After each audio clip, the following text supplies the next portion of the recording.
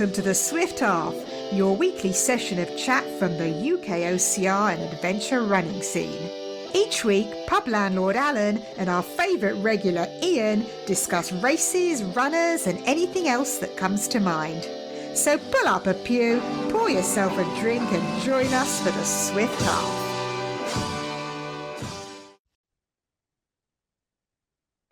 Greetings, Ian. Welcome to the Swift Half again. How are you, my friend? I'm great, Alan, and I've got just one question for you. Oh, quiz day, Friday quiz day. Tell me, ask me the question. I know the answer. Is it coming home? Oh, Ian. See, that's the big one, isn't it?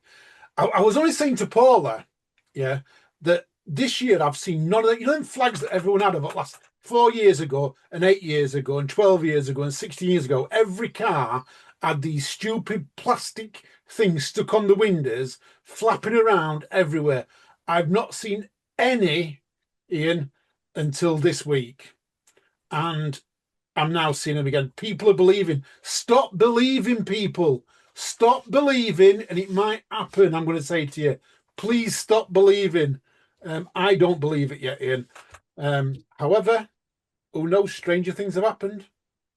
Stranger things have. It's actually kind of funny. I was driving down a road yesterday. I was driving in Bolton, picking Jen up yesterday because she still does the order PT and gets massage with our friends of the show, Neil Raby and Heather Raby.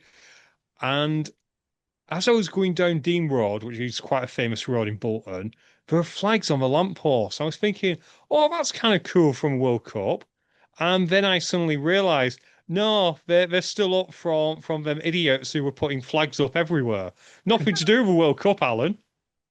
Exactly. I don't know. I really want it to. I do really want it to, but I'm not dreaming yet. When we get to final, I'll dream. Big question is, and of course this is coming out on Friday, if Haaland does us over, will he be welcome back in Manchester? He's a legend in Manchester, isn't he? You know what I mean? People said this when what was it? Ronaldo did it to Rooney, got Rooney sent off and everything else, and the beat us. Then he was allowed back in Manchester. So yeah, but the big thing is it's on a Sunday, yeah, which is Overload Run goes Saturday till Sunday. It's going to be one big party on Sunday down at Overload at the Farmyard Jam if we get through into it. I didn't realise so many Norwegians and French athletes did Overlord. Ian, good. I'm glad you're not believing yet. You're not believing yet. Good. Not quite believing yet, but we'll say we mentioned at the end of the podcast last week that we didn't have time to discuss the performances, and we of course forgot there's been two performances in the meantime, hasn't there? Because of course there was that stunning performance in the round of 32 that had happened a couple of days before we recorded, and then even better against Mexico. And did you stop up and watch it? No, and my reason is I wouldn't be able to stop up and watch it. I've reached that age, listener. My body will go to sleep.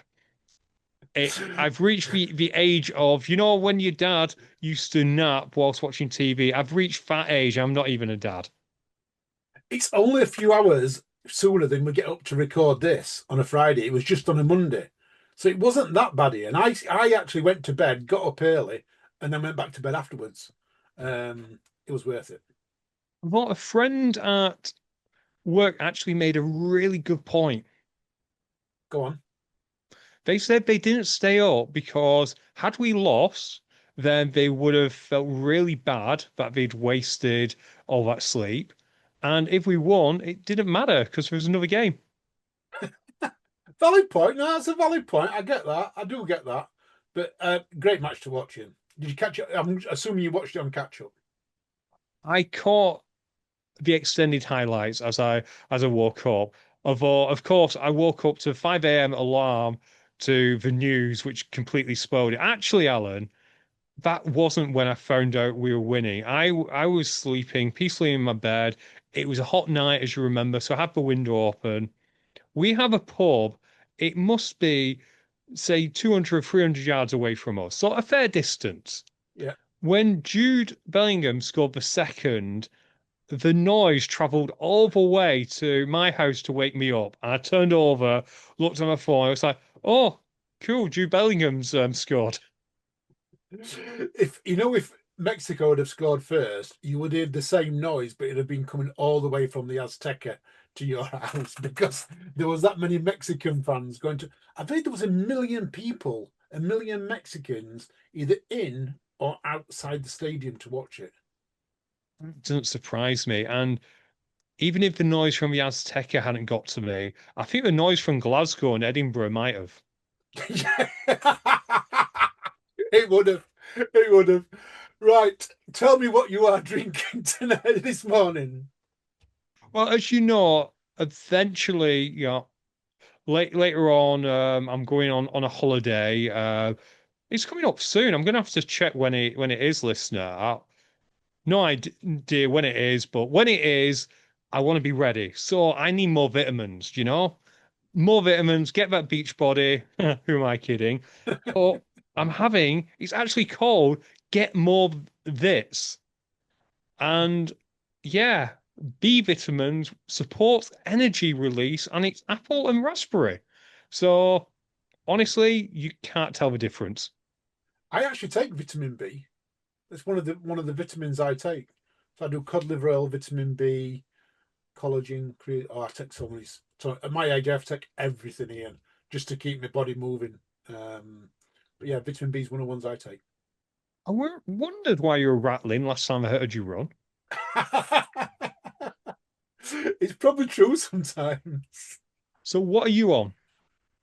Well, as you know, I usually call it the off license the night before we record and grab a beer.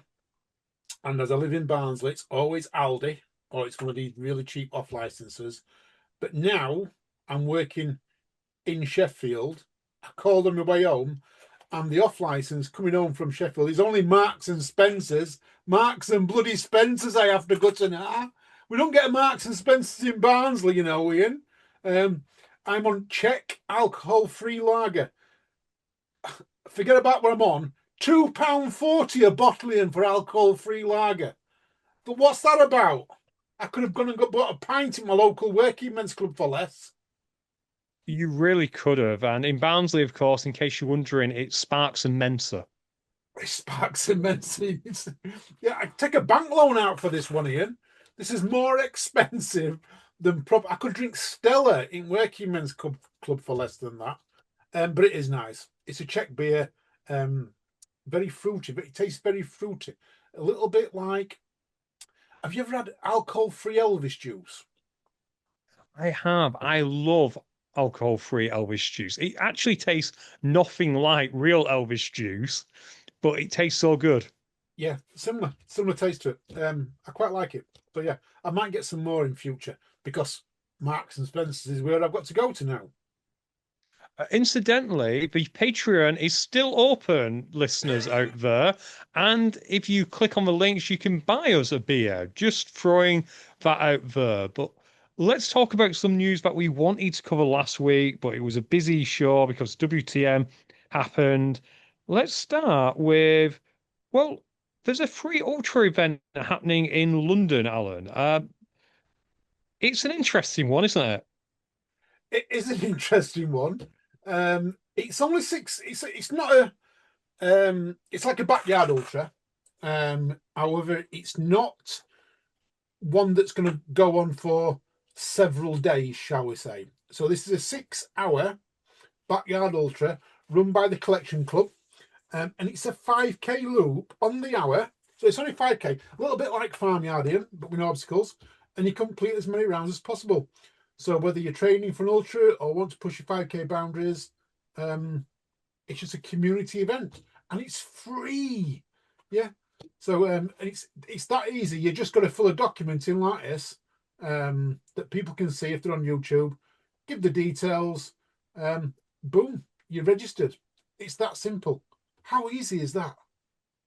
It is really easy, really simple, and It's being run by some friends of the Fitness Racing podcast. I like events like this just because they allow you to dip your toe, not tip your door, dip your toe into this idea of ultra running. And you could argue whether or not it's an ultra at all because it's 6 hours, it's 5K, you're doing 30K. So not quite a marathon. It's over a half marathon, so it's still a distant, but absolutely about if you're local to the area, it's happening down London somewhere, then by all means do that. Something that's not on the notes, Alan, which is another piece of news we're meant to cover, was Omorpho, the wearable resistance brand. This was something that came from Fitness PR, if you remember, just before I went to Stockholm. I'm doing a lot of traveling today. It's a US weighted apparel brand which was launched in London. And yeah, unfortunately, Alan, I didn't preempt this, so you can't load it up.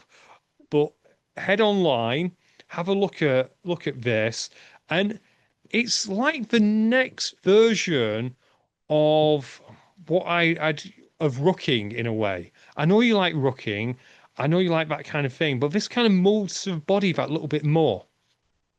Yeah, I do like running with weighted vests and things like that.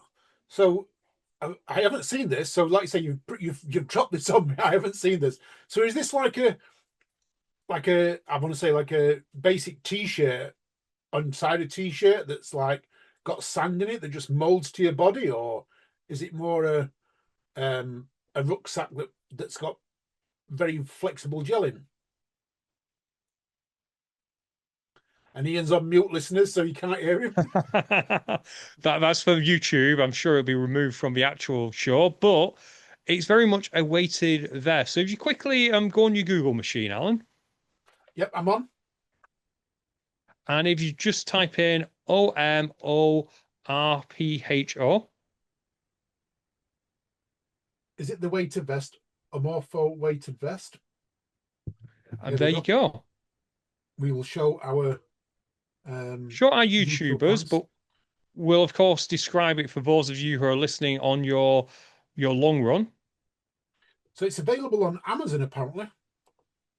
Yeah, it very much is, and this is coming out like more of an advert than I planned to, listener. But we're waiting for Alan to load it up on the old screen sharer. But as you can see, it is Well, very it's not that. much. Although none That of was not these are the working. right thing. Yeah, none of these are the right thing. This is why we plan this out or don't. So what has happened here, both of you on YouTube, is thank yeah, again, I will keep scrolling until you get to it. There you go, Alan. Yeah, for those of you who are listening, Alan did the old person thing of clicking on the first link, which was a sponsored link, which, as those of you who know, and there you go. It's very much a weighted vet. It's a lot different to a usual one, isn't it? It just looks like, the top of a tri-suit. It does, doesn't it? It's got like little weighted like balls inside it rather than a full-on thing. I like this here. This looks quite cool. And they're removable with the looks of it. The weights are removable so you can change them. Yeah, so like I say, we got this as a bit of PR. We should have covered it a couple of weeks ago. We've kept forgetting to. So just bring it up. It definitely sounds on like something you might want to look into because unlike a regular rock, it kind of you could put it under your claws, it looks like, doesn't it? It does. And if the pictures are right, it looks like they do shorts as well to go with it. So as opposed to just for the top, it looks like they do shorts and that, or the shorts are going to come. This does look quite good.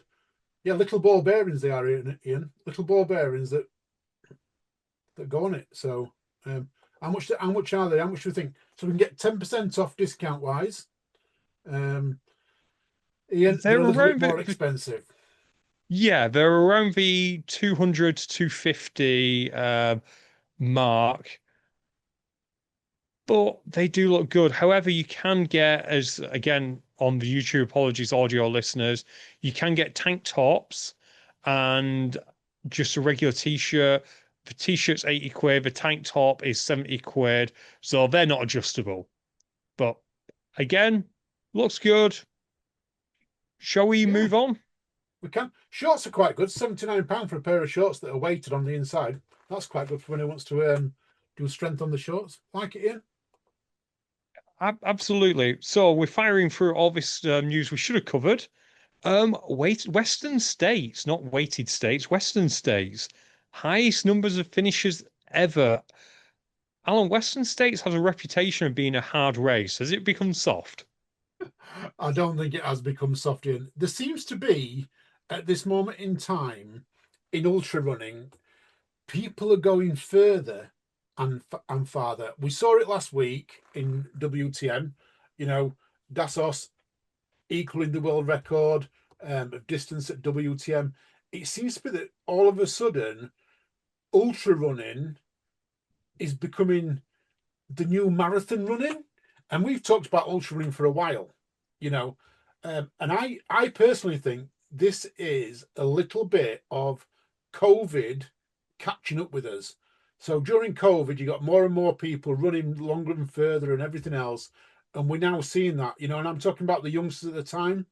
But here's the story. In 100-mile debut, Lichter finished 11th overall, breaking Courtney Walters' course record at the Western States. She ran a 9:15 pace. This is absolutely amazing.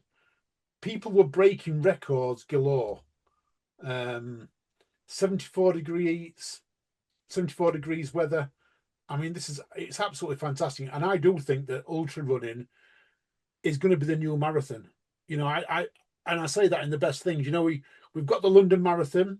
It's coming on to 2 days next year. You know, we released that quite a while ago. We talked about that quite a while ago. And wherever you look now at the moment, we've got the backyard ultras, we've got the Barclays marathons that have made it appeal to people. You know, the Spine Race, 260 odd miles. You know, everything now is looking at ultra running, and we're getting more and more people involved in it. And because of that, we're seeing bigger, longer distances run as well as faster times over the 100 miles. I think it's, like I say, I think it's the new running. I think it's running has circles and curves, don't it? When we had Cram and Over, we had the 800 meters, didn't we? And the 1500 meters, you know, back in the 80s. And then more recently, because we've had, we had Usain Bolt in the 100 meters. Then more recently, we had Kipchoge for the marathon. I think ultra runners becoming sexy again. I'd agree, but I have to ask, did they get the trundle wheel out to make sure that it was exactly 100 miles? Because Can you maybe it was a imagine short that? course. Oh, can you imagine that? They actually get a trundle. No, no, they can't. No, I think it's actually 100.2 miles, I do believe, from Olympic Valley, California to Place High in Auburn. I think that's the actual distance, 100.2 miles, if I remember rightly. But it's Ian. We're seeing it all the time now, ultra running, and I've said this all the time. I got into it a while ago. It's becoming sexy. Do you reckon the reason for it, and a little bit of a tangent, but Will Chung famously won't do a marathon. And one of the reasons he's given is, I'm not speaking out of turn, he's mentioned this a few times on various shows, is that when you run a marathon, the first thing anyone asks you is, what time did you do it in?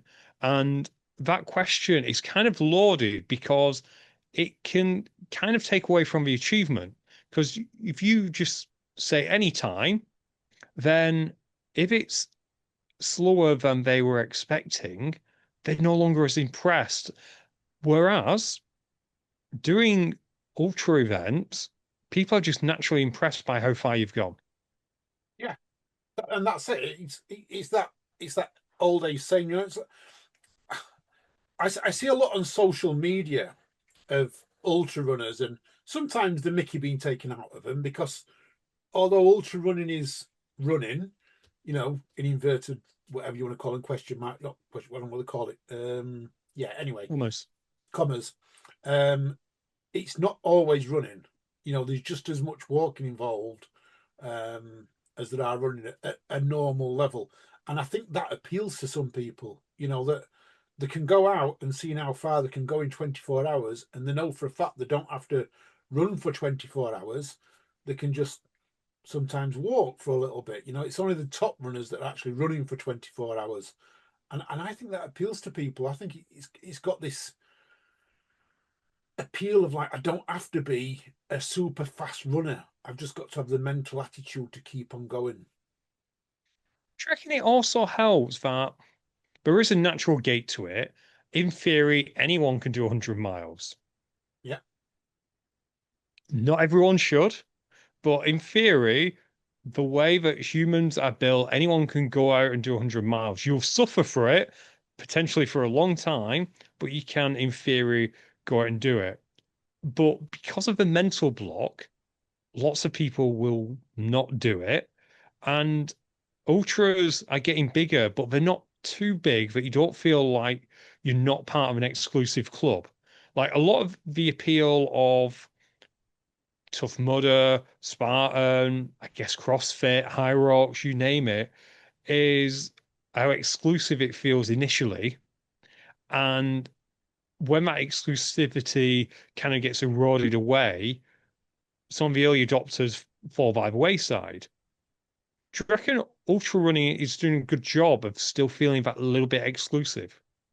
Yeah, I think it is. I think it is. It's like if you're in any ultra running communities, it's very much like the UK OCR community was, and still is to an extent. It's very welcoming, but it's not big. It's not massive.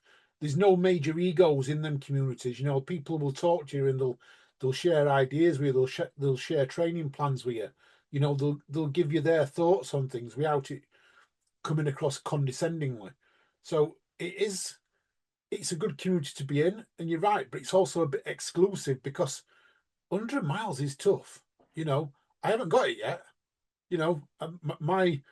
My years of trying are waning now. I want 100 miles. The holy grail of 100 miles in 24 hours is slowly slipping away. I've got one more chance of it this year, and I'm going to give it a go down at Grendale Backyard Ultra.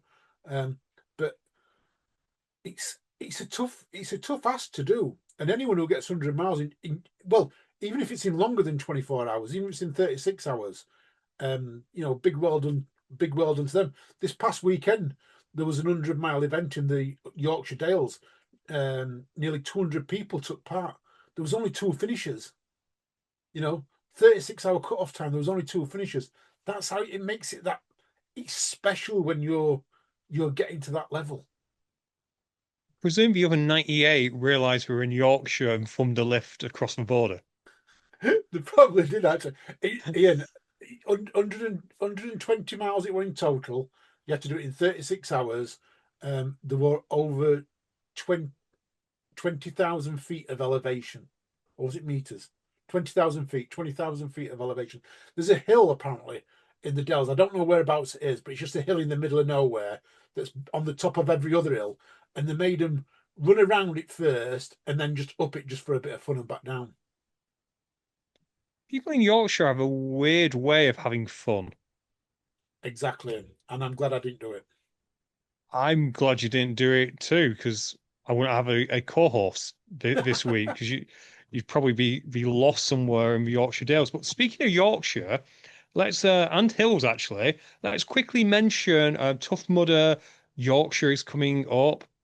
Sadly, I'm missing this one because it clashes with Decafit. Thanks, Spartan, I guess. Um, and it's Decafit in Manchester, so great planning, but it is what it is. There's only so many weekends. However, we're mentioning community spirit. Let's give a shout out to Richard and Jen Hazel, who are again organising a cookout. They're going to call it the last cookout of the year. They'll be making pizzas that are door made on site and cooked fresh to order for donations to Alzheimer's research. And Richard was saying this is Tough Mudder UK Legionnaires group if you want to go and find. Um, if you're going to do it, let him know so he knows how many ingredients to bring. Thus far, with the cookouts and the patches, we've raised 635 quid for Alzheimer's. So fantastic to Richard and Jen. And if you're camping over, definitely think about it.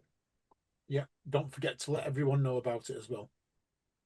No, absolutely pass it on. I like things like this, just little community stuff. It's not the same as bacon after WTM, but it's close. The bacon this year, I know we never mentioned the bacon after WTM. It wasn't crispy and it was bacon, but it wasn't crispy.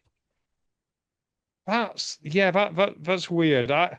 There's something about WTM. They can't seem to get the bacon right ever. It's really weird because I remember when I was there in Floribama, what they actually did is they heated up something that was somewhere between a slice of ham and a gammon steak. It wasn't bacon. It was the weirdest thing ever. But I guess Americans can't make bacon and apparently can't beat Belgium in the World Cup. Can't be Belgium, even if they are playing an eligible player. Like that one, a good one there. Although, actually, let's just take a sidebar. This is a warning to everyone. Never, ever, ever upset the sporting gods by being any kind of a poor sport. Whining about something like that. Was it a card? Possibly it was a bit harsh, but it was a decision made, and it's one of them calls which I say you can see why it was made. You could equally see if it hadn't been made. It wasn't clear cut. However, if you whine about it, the sporting gods will take their revenge, and boy, did they take their revenge on USA. Certainly did. USA were favourites to win that game, and the sporting gods decided wasn't going to happen.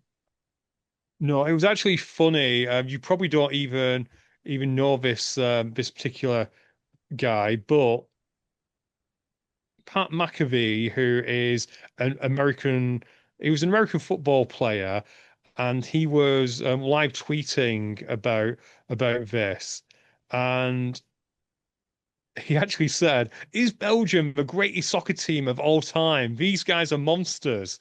And it's like, well, Spain and Portugal played the same night. They weren't even the greatest sports team of Monday. Oh yeah, that's a good one. Anyway, what's else on the notes?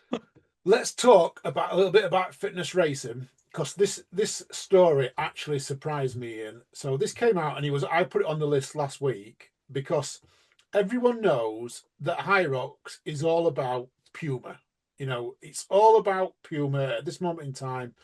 The Puma Nitro, whatever shoe is the ultimate shoe. I know you've got a pair of Puma now, and I know you are going to love them wherever they come. But it surprised me that Alex Ronkovic has actually designed a shoe with On Running, and they're entering the High Rocks market.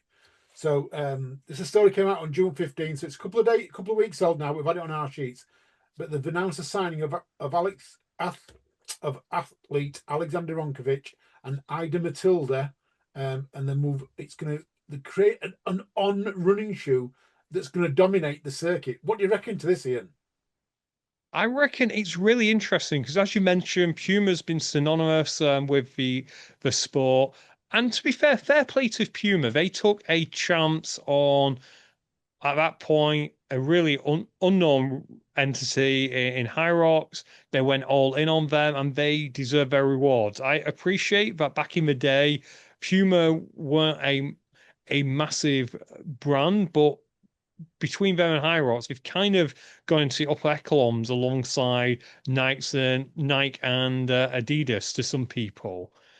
On is definitely a late adopter to it, and it does feel a little bit like, oh well, everyone's doing this, so we better do it. But fair play to Alex for basically deciding I like running on shoes, so I'm going to work with On, which is great. You also mentioned Ida there as well, who's a crossover athlete. She's known primarily. for her OCR, as you know, and for being sponsored by Red Bull. She's done okay in the High Rocks world. It's very hard to be a crossover athlete. Will she ever be world champion? I'm going to bet against it, but is she capable of proving me wrong? Absolutely. And I do like this story. I like this idea of more brands joining the fray. And I do have a question for you, though, Alan, because we saw this in OCR. When OCR got big, we got our Reeboks, we got our Morels, we got various other shoes. Lots of brands were made in particular for OCR. Like you had Innovate. I know Innovate was a fell running shoe before, but they really went into the OCR scene hard. Do you reckon the reason that we're seeing like more of a buy-in from like the Adidas, from Puma, from Nike is because the style of shoe isn't too much different to what they're producing anyway? You've got spot on, absolutely spot on. They're just changing slightly different. Their road running shoes, into these. Everything's about the carbon plate now and the sole into it, and this is exactly what High Rocks is. It's about fast running. It's about as fast as you can get. So taking, and I remember talking when we first started the fitness racing. And we talked with what's the UK guy that we talked quite often with from Liverpool? The UK guy, what, Jay? Jay. Yeah, Jay was talking about he was running Adidas and he was running Adidas road shoes, because he said they were the best because the grip was perfect for running on the surfaces that you run on. And so they've not changed a great deal. They're just moving their road shoes. This is great that Puma created a specific shoe for it, and now On are doing exactly the same and creating a specific shoe for it. But On have got a lot of shoes out there at the moment. On running. Jamie, my running partner, he's just bought some ultra shoes. I think Cloudmaster something from them, 250 quid. For a pair of running shoes, much more than I'd spend because I'm tight because I'm from Yorkshire. But it seems that On running are developing a whole range of shoes for different sports, for running different distances. And this is just another one of them shoes. I think they'll do well. I've had a pair of running shoes in the past, got to turn around and say they were probably a little bit too narrow for me as the fit. But when it came to the cushioning and running, I felt they propelled you forward really, really well. Good. I hope to see what they're like. Be good to see what whether Alex can get a shoe that's going to push him just that few seconds faster to get back to the front of the pack. Yeah, On is weird because of course they're more well known for having the unique soles, aren't they? With the holes in them. I know they've developed from that point. I am curious whether that was just a gimmick to get them recognized or whether it actually had some science behind it. Alan, I don't know nearly enough about shoes. You're the shoe expert on this show. They still do the ones. They've still a lot of them have still got the holes in the bottom. So when you look at them, you can see straight through the midsole from one side to the other. I think it's what they've done. Nike. I've got the Nike Air. They've always had Nike Air. I remember when New Balance came out, they tried lots of different soles in the midsole. They've now gone with something called EVA foam, I want to call it, or fresh foam or something. On's always had these holes in them. They've still got them.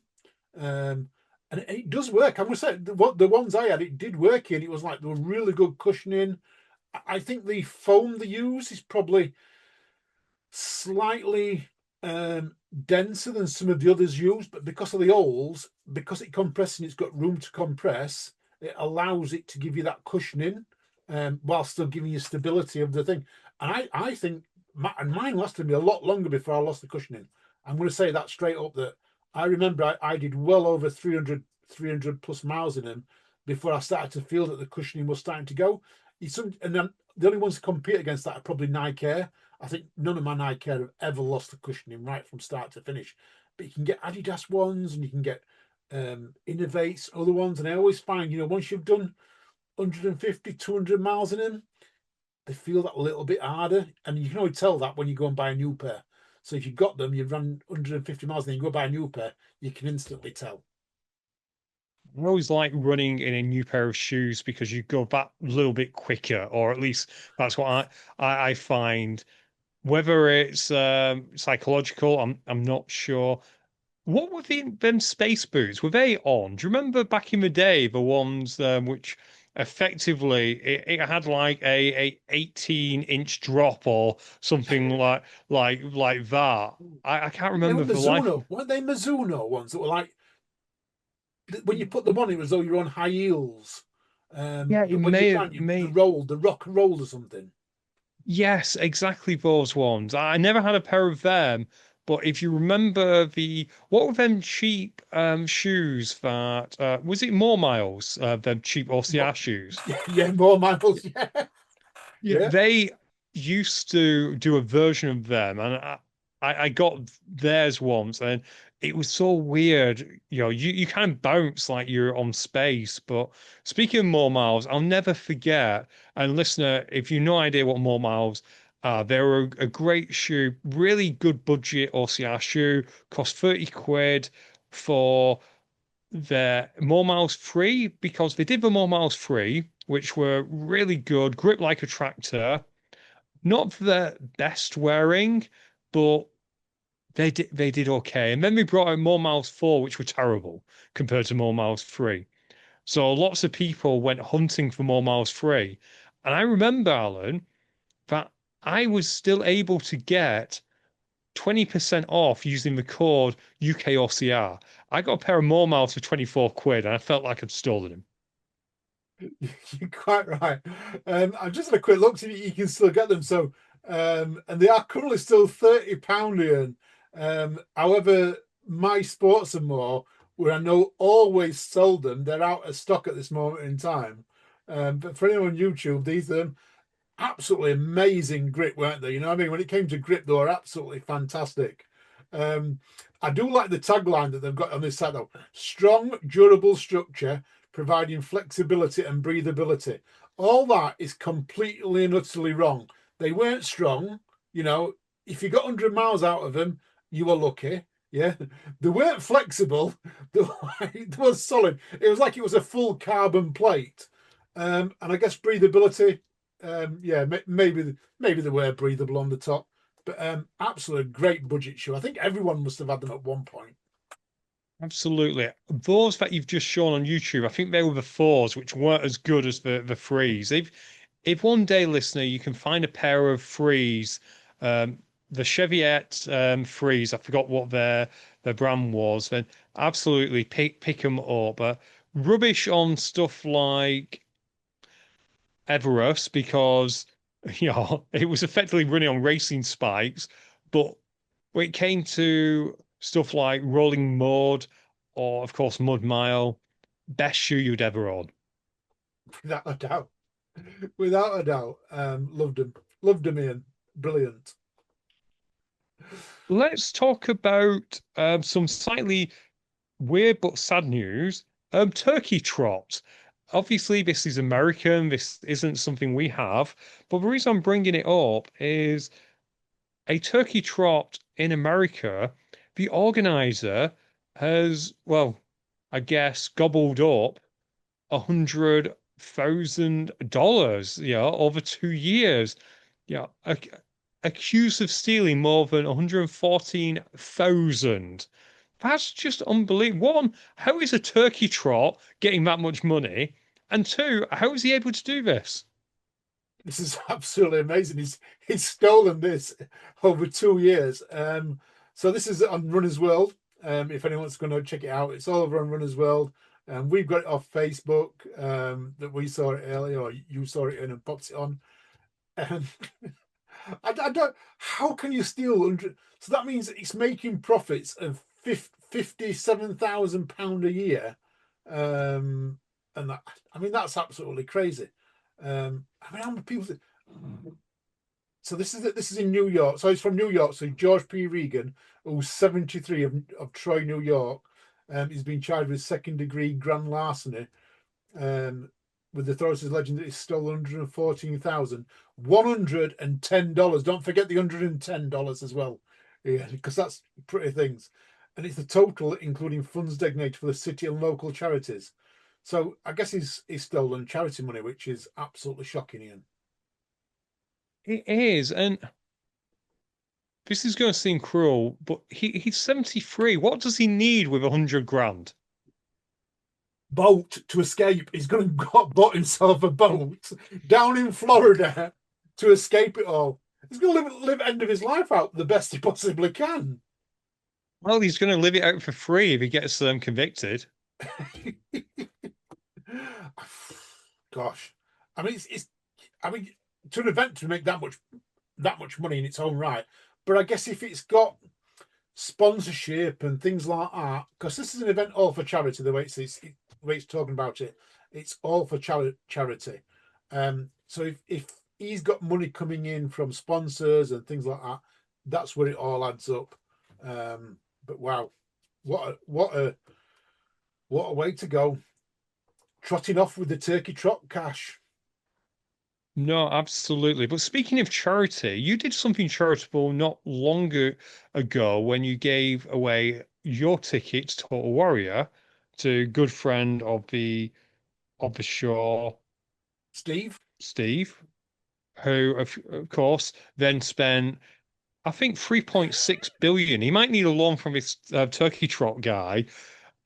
He spent an enormous amount of money to come up to Yorkshire. Maybe he should have not got the limo, I guess.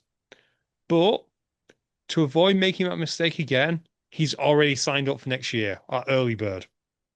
I love it. He loved it that much.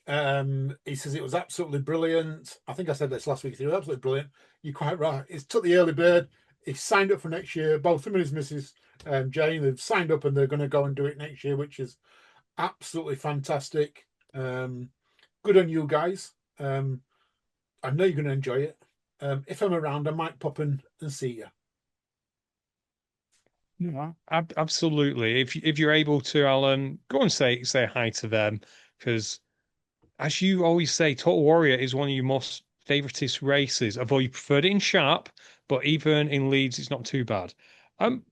Alan, let's bring up the next one, which I'm a bit confused on, the Alaska's Mount Marathon. And if you bring it up on YouTube, I'll explain why I'm a bit confused. So you're gonna like, so this could be the most dangerous race ever, Ian. If this story on Trail Runner is what it leads to believe. So this is actually from April, so it's only just come out. I've only just found it. But one runner was presumed dead and two others seriously injured in a mountain marathon race in Alaska. Yeah, that's not good, is it? This is mental. It was it was 8 p.m. local time. Alaska's Fire Department received word that a 66-year-old runner, Michael Matra of Anchorage, was missing. He started his first mountain marathon race with a grueling 5K climb that climbs to the 3,022-foot Mount Marathon Peak above Seaward, Alaska, before plunging down a dangerous descent where runners choose their own route over rocky footing and past several cliffs. There are no signs along the route. It's a course that poses a danger for race rookies like Lamatia. And according to Singsy Clock, the executive director of the Stewart Chamber of Commerce, she says, if you're not capable or very familiar with the route, the cliff area in the scree can be very dangerous. You don't say he's missing, is presumed dead. You know, this is like, it's very dangerous. No, it shouldn't be run. This should not be run in my eyes here. This is Well, what really confuses me, and YouTube can play along in this, and then I'll explain it. Alan, scroll up a little bit. We're scrolling up. Okay, where it says Trail Runner Magazine here. Yeah. Okay, and it says that follow. What's the publication date? Well, it actually says April 26, 2017. So, but this is not correct because this actually happened on July the 4th this year. So it is wrong, in respect to when it was published. Um, Yeah, websites here. no, the weird thing about it all, Alan, Yeah. is this actually happened in 2012 because I remember this story. Oh wow. Well, that's strange because the way it's read it to me, it happened this year. Yeah, So I saw July the unbelievable. 4th. Yeah. Yeah, yeah. You can check this out. During 2012 race, an Anchorage man, 65-year-old Michael Matra, I can't say his name. I'm ever so sorry to his family. Disappeared after last being seen by race officials. He was officially declared dead in August 2012, and family reached a settlement with Surrey Chamber of Commerce in 2014. Despite this, Alan, this race keeps getting run. Maybe this is why it's popped back up because it's July the 4th, because that's when it runs. Yeah, Um, this is exactly why it's popped up. It's only been cancelled in 2020, not because of this, but because of COVID.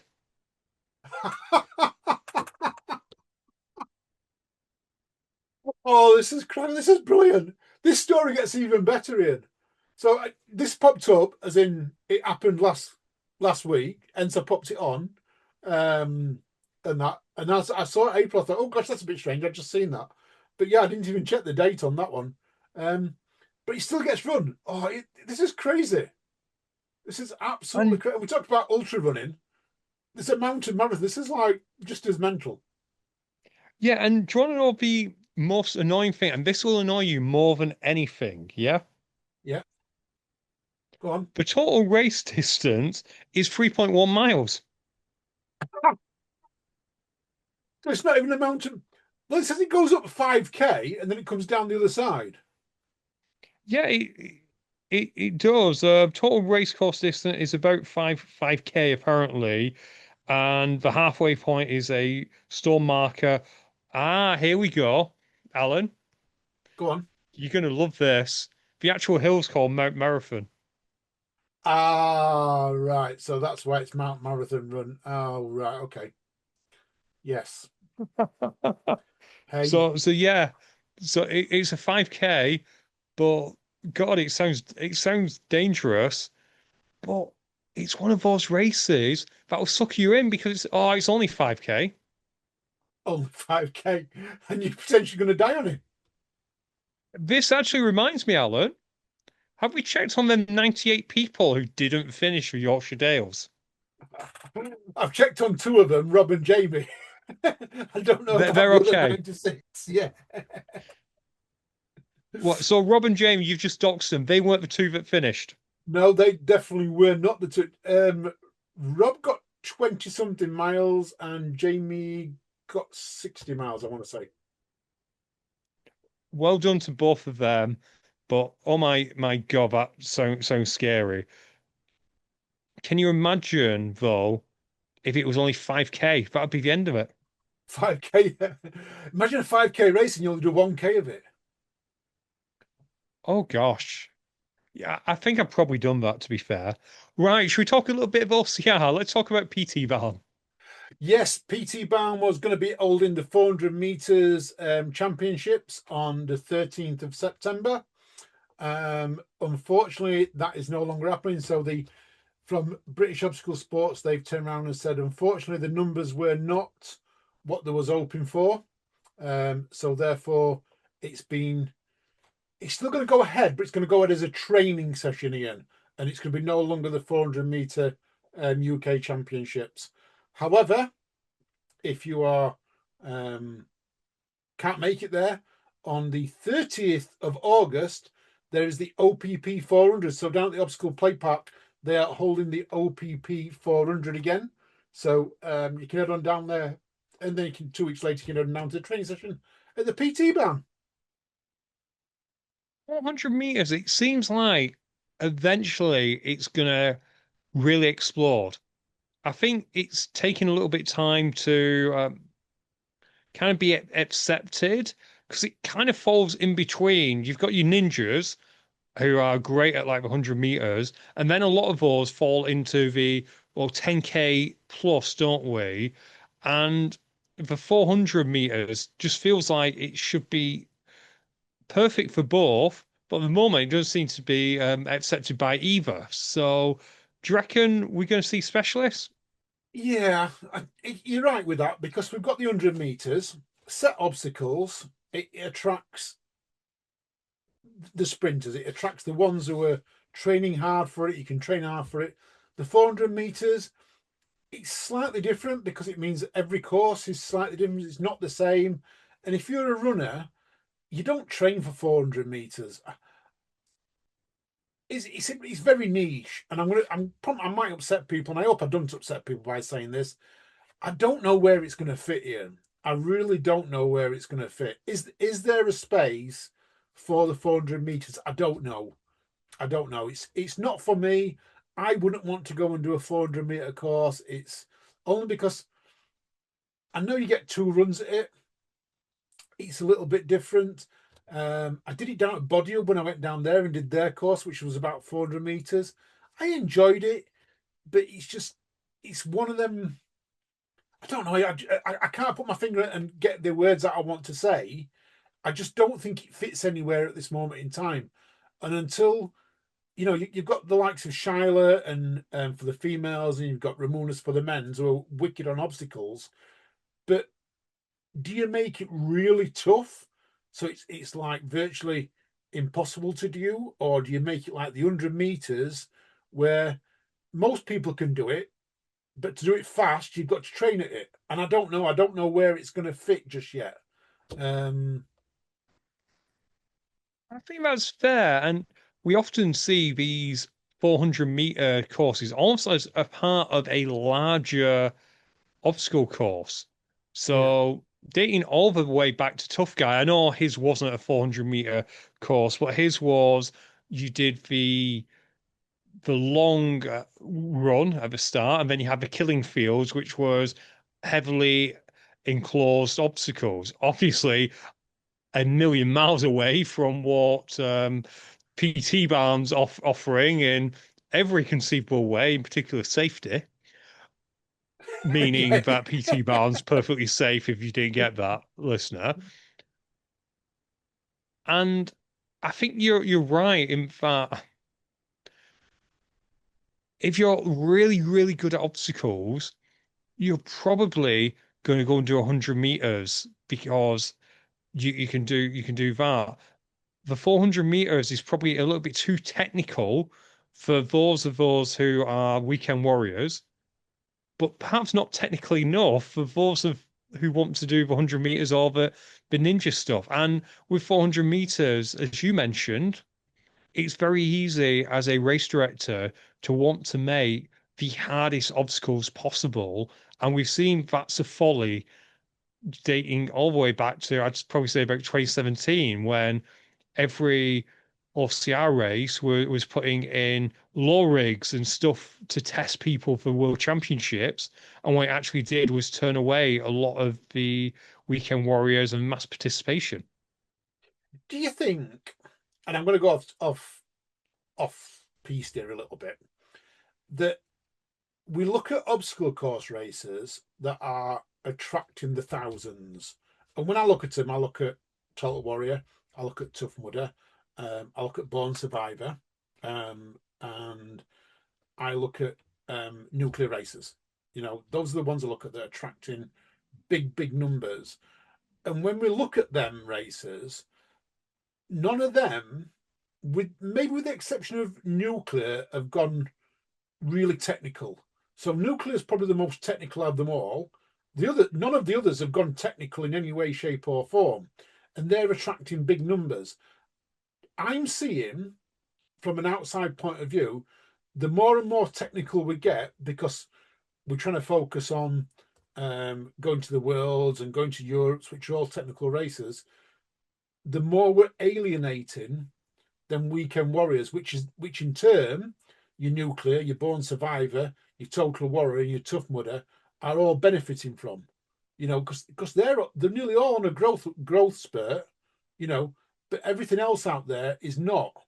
The ones who are trying to go really technical, they're not on that growth spurt.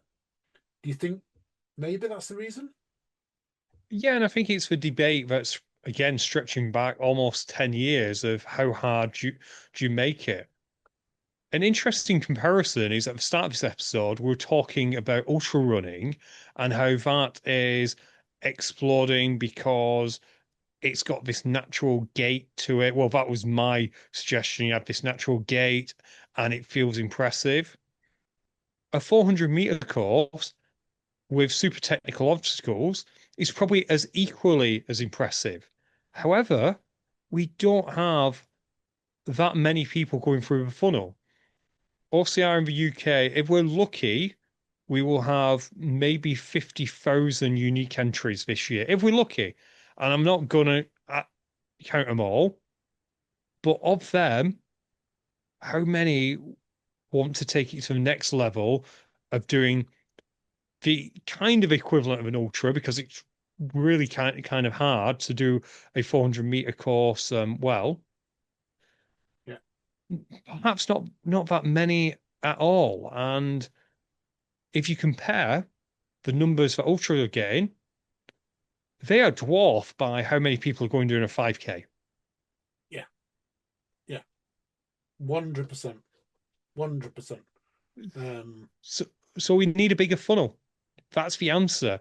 So yeah, whilst nuclear and all those are getting good numbers, we need them to be several times that. Like I understand that Tough Mudder Midlands, which had a great time at WTM, the Saturday went really well. I understand the Sunday was getting similar to a old style second day in Scotland, where you had waves only going out till just after midday. So whilst Tough Mudder is getting great numbers, perhaps they're not getting the same as they have in the past. And that's a tough thing what to do, Ian, because you can go and put a 1-day event on and hope you're going to get people going to come, or you put a 2-day event on and for a fact one of your days is going to be quiet, but you're potentially still going to get a couple more thousand people on that day.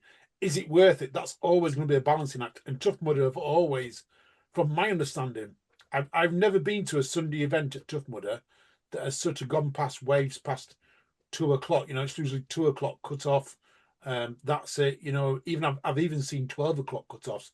I've seen friends that have booked 1 and 2 o'clock start times, and they've brought them forward. They've had emails. Your start time is now 12 o'clock. So yeah, I get that, but they're still attracting the newbies, and they're still attracting a lot of the newbies. They are, and I guess the job of all of us is to find some way of filtering them to the other races. Like some people, you can't filter them. Not everyone who does a park run every week is going to go and do an ultra by comparison. Or they might not even go and do an actual paid race. They might just enjoy that. Similarly, not everyone who does Tough Mudder will. And that's a good point, Alan. In years past, some Sundays have been quiet. Midlands usually did okay, but I also wonder whether there's the knock-on effect of you don't have as many, to my knowledge, Legionnaires doubling or tripling up anymore that you used to do, because it's no longer a case of if you get a season pass, you can just keep going round and round. You got to pick your day. So I wonder if what we used to see was actually artificially inflated by people doubling up. Who knows? We're probably getting off topic. Let's move to something else. Talking about funnels. Let's move to fitness racing. The reason for funnel is talking about other races out there. Deadly Dozen had its Macclesfield race this weekend. Their numbers been up and down this year. They had an excellent weekend in Edinburgh of 700, 800 people not so long ago. Mark, I think it was down to almost 400, which is weird when you consider they started from 200, but we know that capable of of more. I think that's probably because they've done basically 4 events in the Northwest in 5 weeks. And they've attracted like 300 to 400 each one, which is still good. But maybe in the future we'll see them do what Tough Mudder does, and kind of island hop as Yeah. opposed to staying in the same place. However, that's not the story. The story is on the Sunday. They had their first ever youth championships, which was their first ever youth race for kids from 11 to 15. Amazing watching so many talented racers go out there. But even better were the final waves of the day, which was adult and youth from 10 plus to 15. Doesn't have to be a parent, doesn't have to be a guardian, but one has to be an adult, one has to be a youth. And do you want to know the best thing ever, Alan? Go on. You were the youth with an adult. No, the best thing is the weights went off whatever the child was. So if you were running around with a young woman, then you would do the women's weights. I need to wait for my great niece to hit 10 because Alan push pressing 2.5 kgs, sign me up for that. Oh, I love it. That's fun. But no, but on a serious note, we talk about funnels. That's great, and that's taking the funnels into that type of sport. Um, when it came to one of the big things is always costing with the funneling stuff. What was the pricing like for that? Was it quite reasonable? I can't recall. I think it was a little bit cheaper than a usual race for it. Good. Unfortunately, I never checked because sadly all my nephews and nieces. Well, I've got a nephew who's probably right age, but he doesn't really like sports yet. All my nieces were too old, but I don't think it was too expensive. It was really fun to watch them all. And you know what I really liked about it more than anything else, Alan? Go on. How the adults were taking it seriously enough so that the kid had a great experience, but not too serious as to ruin their experience. They knew the assignment for them was to be the support. So I joked earlier about push pressing to a 2.5 kg. None of the men I saw were doing anything other than be there for their daughter or for their niece or for a friend of a friend for when they got tired. They could have easily just had the young athlete as being, well, like me and Alan, when I was just holding on to Alan doing all the proper stuff. They could have easily done that and won the race and felt good about themselves. But no, the focus was on the young athlete. They were just there to pick up the slack as needed. Cool. Ian, I'm loving it. I think that's absolutely amazing. And that's I love stuff like that. Kids and I adults. do. And I was happy. I was pleasantly surprised because you do hear horror stories about when parents are running with kids that they can be too competitive, but pretty much to a man, they all took it right. Fitness racing news while we're still in this corner. High Rocks Dublin tickets, as you're listening to this, are about to go on sale and they're sold out. So if we'd have got that at the Um, beginning of the show, a few people might have got it, but now you waited till the end and they've sold out while you just told them. Well done, More than Ian. likely. Well done. I'm useful. Decca Manchester are doing a cool little thing called a City Passport, which is they will release, I think it's going to be a QR code, but it might just be instructions. It's basically a path around Manchester where you'll visit certain landmarks. I think I'm going to say it's about a 2 mile circular route from the actual event. And if you tick off all of the landmarks, then you get a little bit of a prize when you go to Decca Manchester. I think it's cool. It's that one of them things that, when you get to a city and it's like, okay, we've got the race tomorrow. What do we do? It's one of them things where you probably, because most people go for a shakeout run anyway, a Yep. quick 2 mile walk, ticking it all off, seeing some of the sights of Manchester. I think it's great. Love it, Ian. I think it's getting people in there, showing people around Manchester. Obviously, if we get knocked out by Norway, the Etihad will be burnt down, so there'll be none. You'll not be able to see Manchester at all. But I'm sure Old Trafford will still be standing. I'm sure, and it's not going that far. They're all outside the city, so the stuff they picked should still be standing. A quick shout out to partner of the show, Performance Bullet. They have launched the Tuesday Run Club, and that is spelled with a C.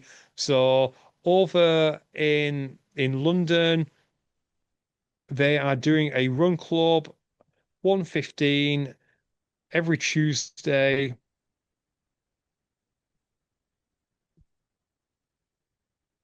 Over at Peckham Rye Park.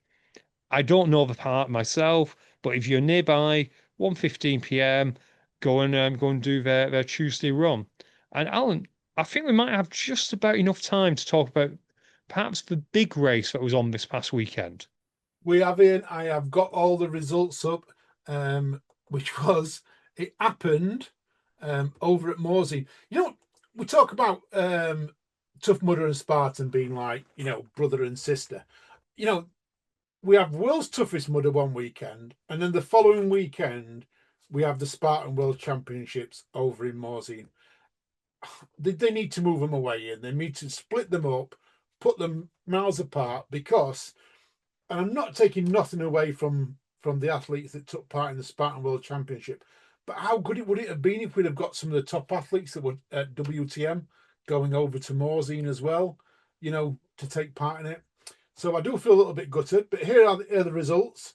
As you can see, Sabrina Diallo from South Africa won the females, followed by Kulia Sisask from Estonia, and then in third place from Denmark, Ulrika Evanson.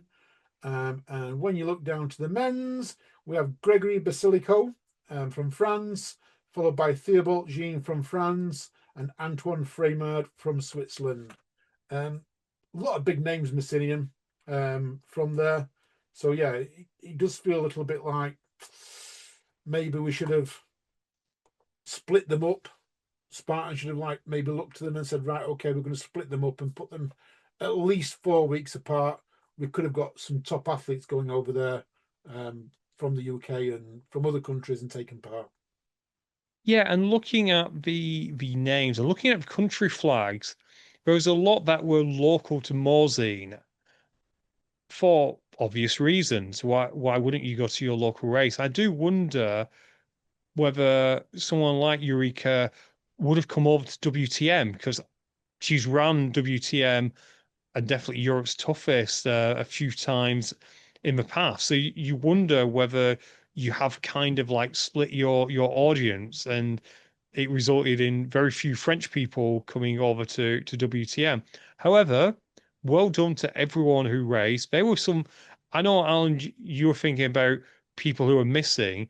Those racers are good racers. It would just be great to see them all race at the same ultra event.